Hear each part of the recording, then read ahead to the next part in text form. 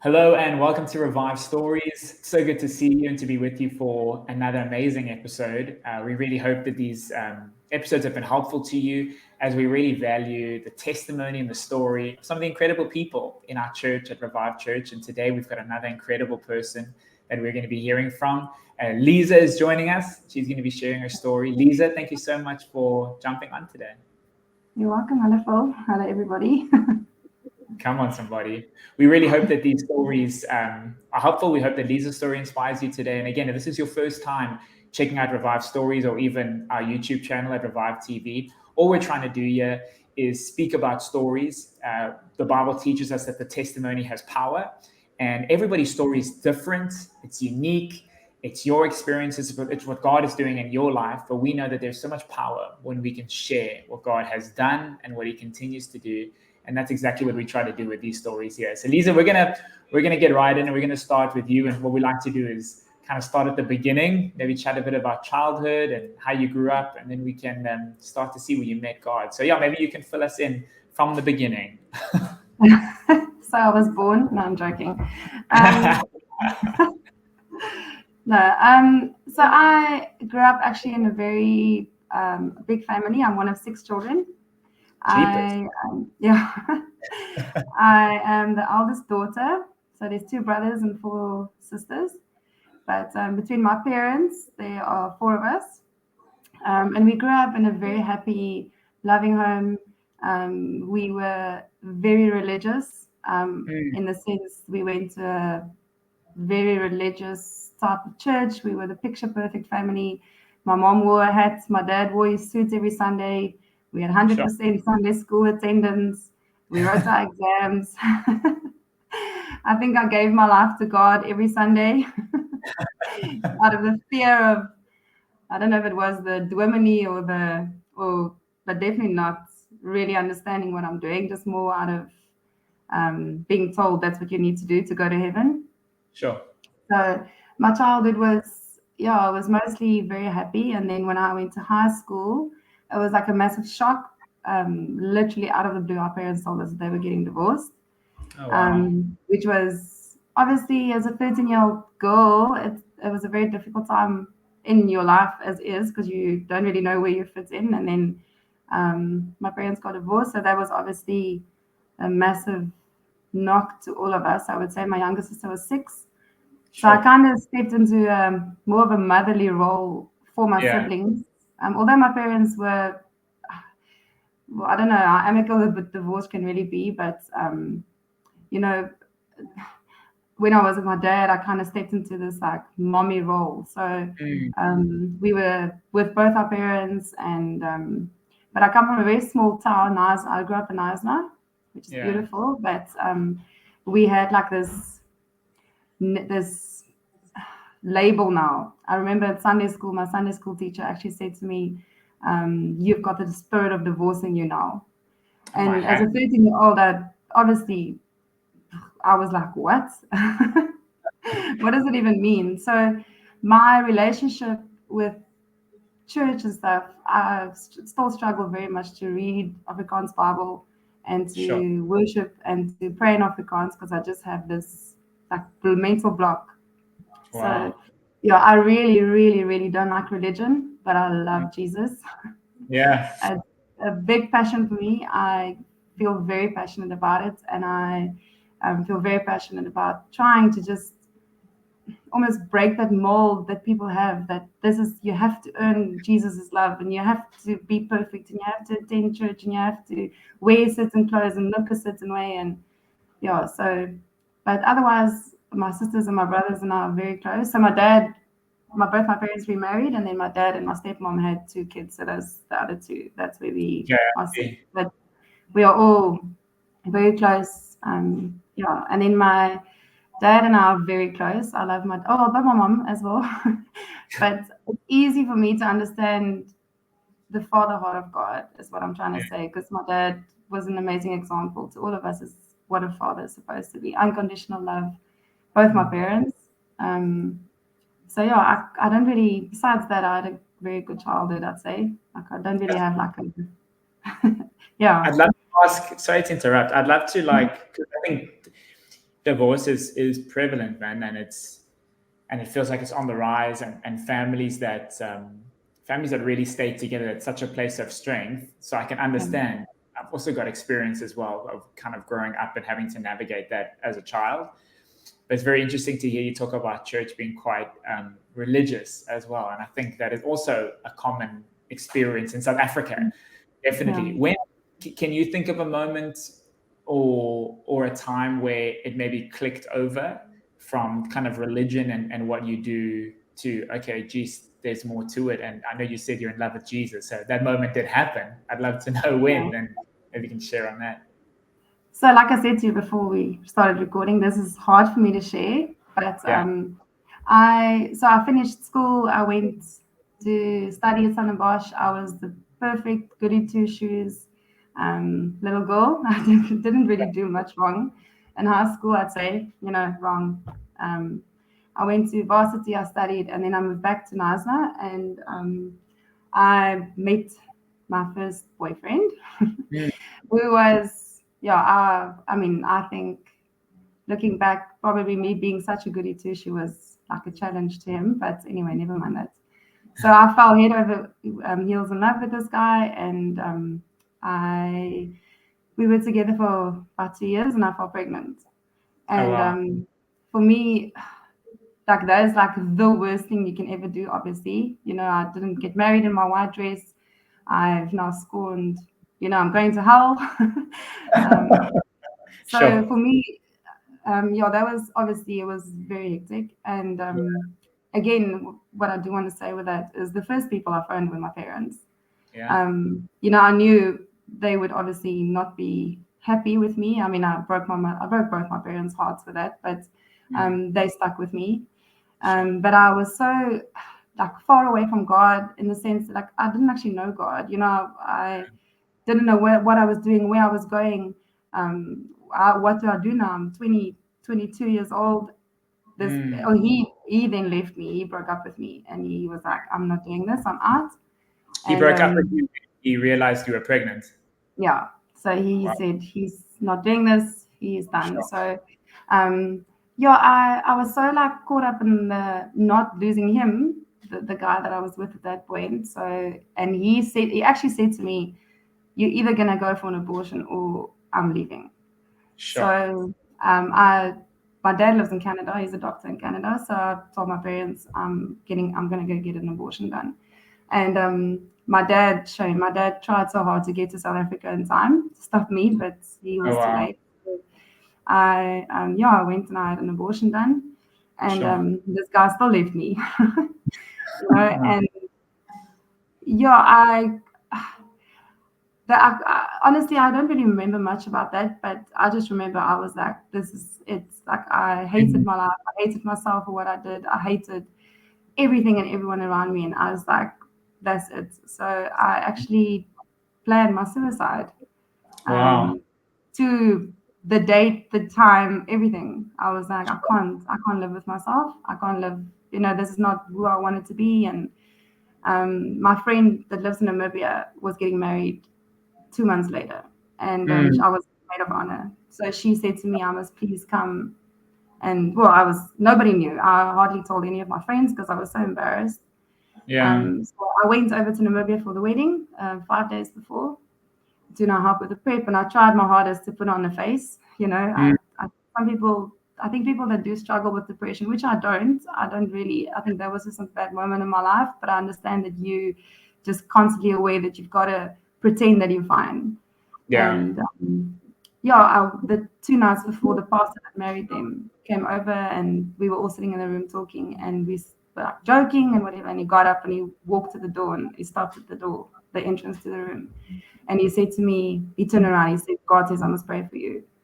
And I laughed Sure. at him because I was angry at God. I was like, God sits in heaven. He's angry at me. He's going to punish me anyway. And I didn't say that. I just went, no, thanks. I don't need Yeah. prayer. And he said, no, I cannot leave this room.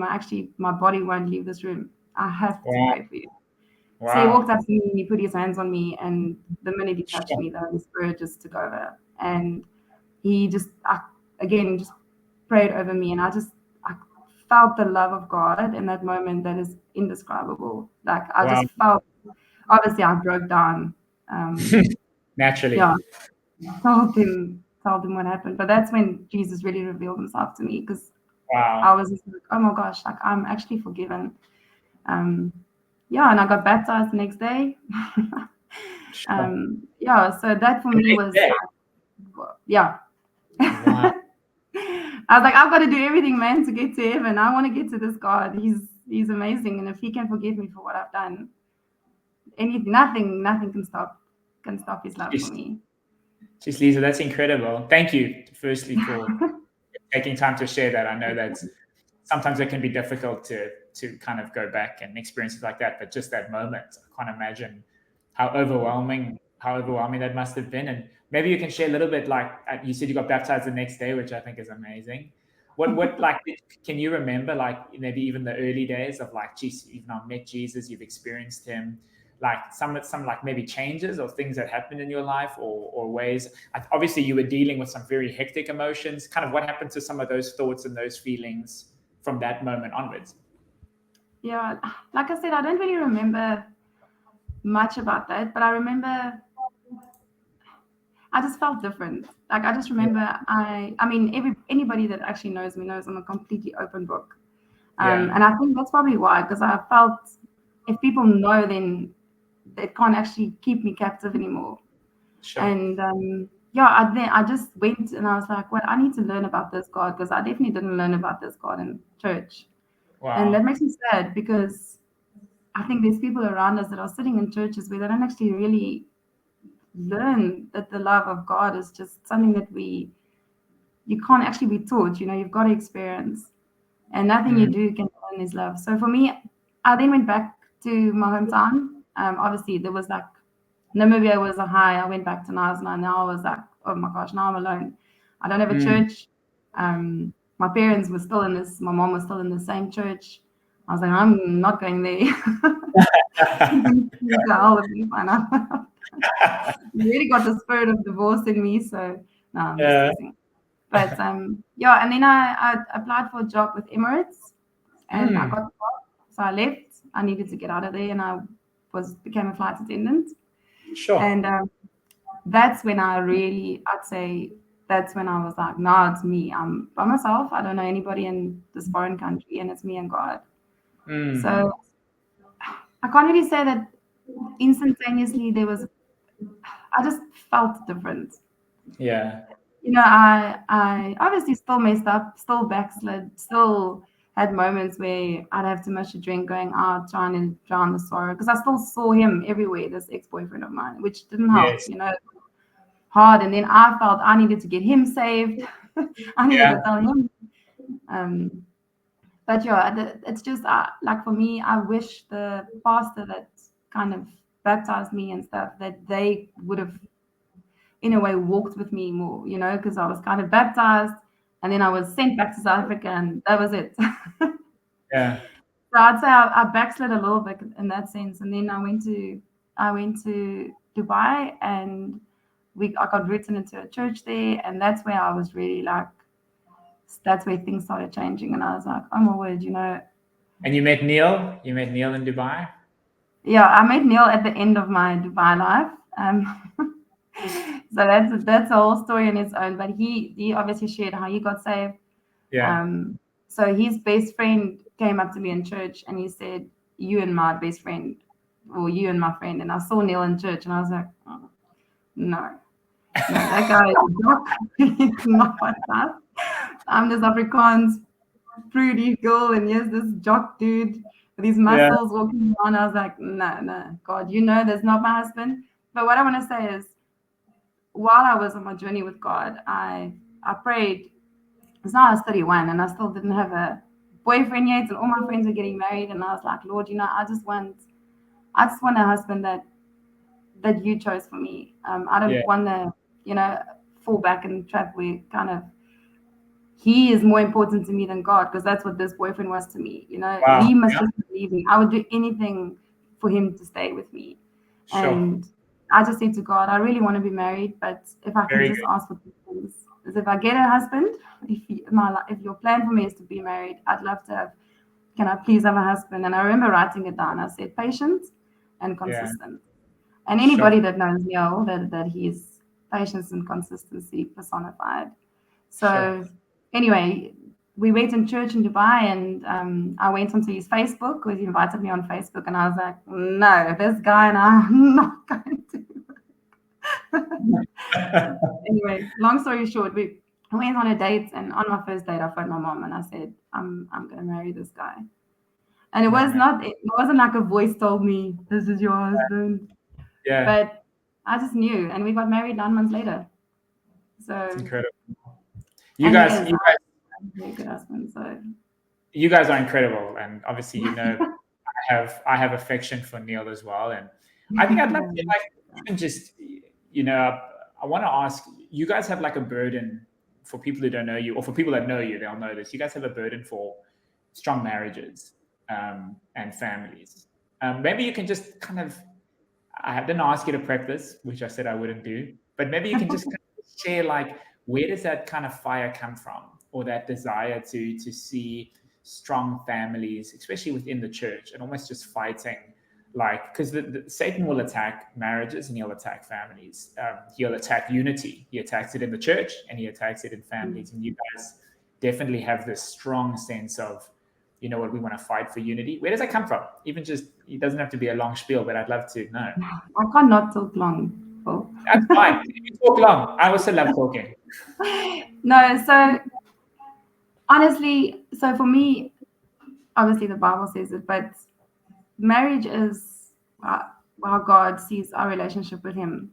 And I really, really feel like, especially when there are children, that Satan hates us. He hates our marriages, he hates our families. And how is he going to attack the call that are in our children's lives? And the first is to cause disunity in marriage. Yeah. And I really feel so passionate about, I mean, coming from a divorced family, I love my parents, and they have a good relationship with each other, and I think it is as good as divorce could have been for us. But we all four of us walked with a lot of brokenness. And honestly, when I got saved in Namibia that time, I went to my parents, and it was not easy. I had to go sit with them and say, I want to understand what happened, because you need to. I don't understand. And honestly, my parents didn't have to get divorced. It was just a tax that they could have dealt with. But all four of us, I would say, we still walk with a lot of pain in our lives, and a lot of things have shaped us from the divorce that happened. And Yeah. I really feel like that is not God's plan for us. I really feel like marriage is just, I mean, we can raise up the next generation. I mean, God really knows that this world needs strong men and women that walk in God. And I feel like if our children see what marriage should be like or could be like, Very good. it will be so much easier for them to have identity in who they are. But the Yeah. minute parents split up, I think there's this unity. You're being taught two different things from two different homes. You don't really know where you fit in, where you don't fit in. You're trying to keep both parents happy. Yeah. It causes you start doubting who you really are, and I think that's when you start grasping at other things to save you. So Sure. that's why I feel passionate about it. And then also, like, I love being married. I mean, we all know it's not easy, but it makes me so happy. Like, I love our life. I feel like Neil and I have not had it easy. Again, I don't know if you know this, but we had Josh when quite soon after we got married. I got pregnant about a year later, and then we had 4 miscarriages in between the two Sure. kids. And even that for me was hard. It was very hard. I questioned God a lot in it. I remember I was so angry at God at one stage that I was just like, I don't understand. I mean, we love you, we love each other, we can take care of a child. Why are you not just giving me another baby? And I refused to go to church. And then Neil came up to me the one day and he was like, you're coming to church with me today. And I still said to him, yeah, because obviously there's some other girl at church that's going to spot you and you're going to have an affair and you're going to leave me. So I'm not going to church. And, we went to church, and again, someone came into the mother's room and she said, I have to pray for you. And she didn't know what was going on in my life. And again, I felt just that presence of God where he was just like, just trust me. Not that I don't believe God causes miscarriages, but he had me in those moments. Very And good. and if I didn't have Neil, this constant rock in my life, I don't know where I would have been. You know, Sure. and then like I also like you can see your children have a call in their life. You know, when Josh was then he was 2.5, 3 years old, and he came to me one night and he had a dummy in his mouth and he said, Mama, you know there's a baby in your tummy, it's my baby sister. And I was like, no, okay, thank you, boy. And he said, no, my baby sister's in your tummy. And we found out the next week I was pregnant with Annabelle, and What? she's a girl. And this year, beginning of this year, he's now 7. He told Neil and I said, you know, when I had a dummy, and we were both like, yeah, he said, you know, Jesus came into my room, he sat on my bed, and he told me, I must tell you, you're going to have a baby, and it's going to be my sister. And for me, I'm just like, we've got to treasure that, you know, and Sure. we've got to raise our children up. We need giant slayers. We need boys and girls and men and women to start fighting for the kingdom of God, you know, because we are at war. And where is the weakest link? Is marriage. Sure. You These know, that's wisdom, so and that's so much yeah, wisdom. I just I hope that I hope I hope this is landing. Yeah, I hope this is landing for people. me too. I love what you're Yeah. saying about. I don't have kids yet, and trusting God if I have kids or whatever the deal is. But I love what you're saying there about understanding the call on a child's life, because it can look so many different ways. Your child can have a different type of whatever it may be, but you got to protect that. And as a parent, you kind of steward that for definitely the early years of your child's life, and the decisions you make have an impact. Man, that's so good. And I think we're just chatting, and we both love chatting, so time's flying. I'd love to ask one more question, if that's cool. Yeah. Looking Sure. back at your life and your experiences and the things that are unique to you, your upbringing, how God has spoken to you, how God has moved through your life, and you could give some advice to somebody, just one piece of advice, just the things that you've learned about God, about the valleys, about the mountaintops, what would you say? No pressure. No. Do you know, advice? I don't know. Advice, I wouldn't say it's advice. Like, I just want people to really get how loved you are. Good. For me, you know, actually, like I looked up religion when I was starting to get saved, and I'm very passionate about healing. Yeah. Very passionate about people should not accept things that are not from God. And the more I read about Jesus, the more I'm just like, he just loved people, and Yeah. he didn't judge people. And I feel like um, if religion actually in Latin actually means back to bondage. And I didn't know that. And when I read that, I was like, oh my word, that's it. And I almost have like this, like I say to you, rebelliousness. So if someone says to me, you are not allowed, or you should, then I'm like, no, I will not. Do not tell me I have to ABC, because I will not. But in a Yeah. right, like, so my advice for anyone with anything is every single thing you get in life thrown at you, just run as fast as you can to the feet of Jesus, Yeah. because Good. he has the answer. You're not going Yeah. to find it in alcohol, in drugs, in a different man or woman, in church necessarily, because your pastor is not perfect, and your wife or your husband's not perfect, your children are not perfect. We have these dreams. Let's say we want Josh to be a Springbok rugby player, Yeah. and I think Amen. you often be, yeah, amen. From my lips to God's ears, no, but Yeah. that's not his identity. And if I can just teach my children and anybody and just say, whatever it is, just take it to the feet of Jesus, Very because that good. is literally where you will find fulfillment and the answer. And I don't think that's advice, but it's just from the smallest thing to something massive like this, is just run as fast as you can into his arms and just learn about who this amazing Jesus is or was, you know. Incredible. I don't know if that's advice, but yeah. I think it's gold. I think that's gold. You can call it what you want. Call it what you want. I think that's brilliant and something we can all hold on to. Thank you so much for your time, taking time out today to share the story.